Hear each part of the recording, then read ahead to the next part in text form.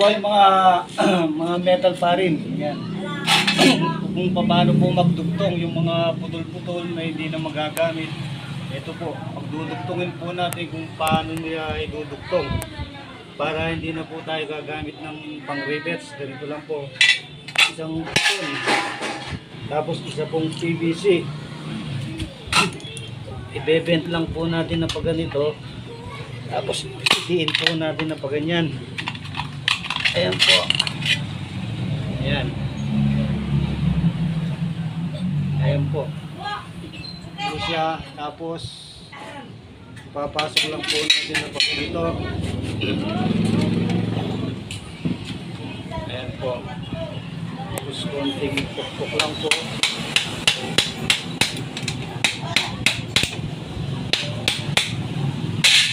Ito siya. Pukpukin lang po dito para matibay.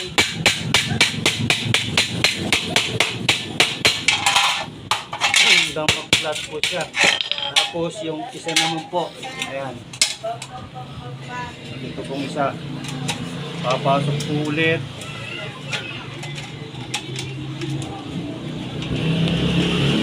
Ayan.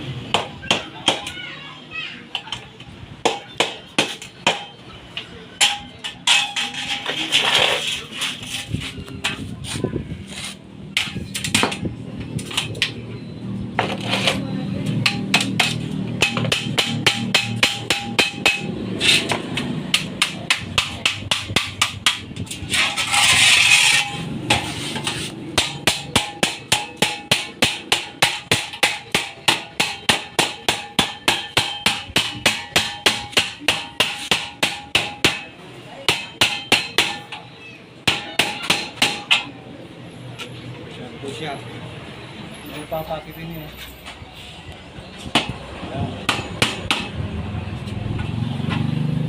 Tapos pukpukin lang po ulit dito.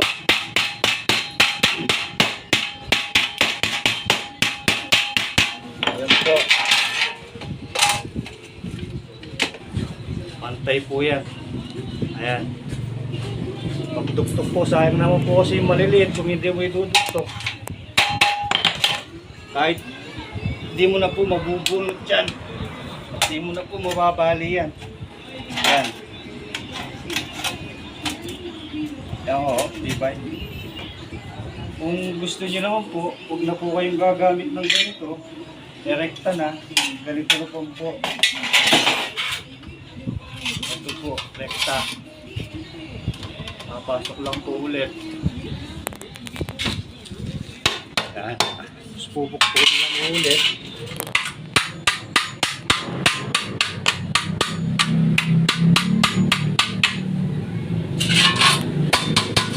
Siya. Tapos ipaplas mo lang ulit.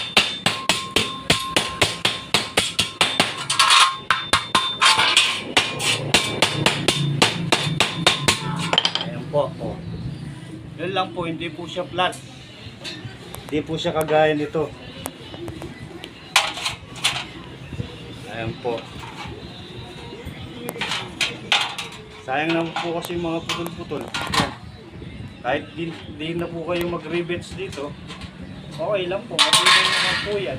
Kahit mababa po yung gagamitin yung dugtungan, okay lang po. Ayan po siya.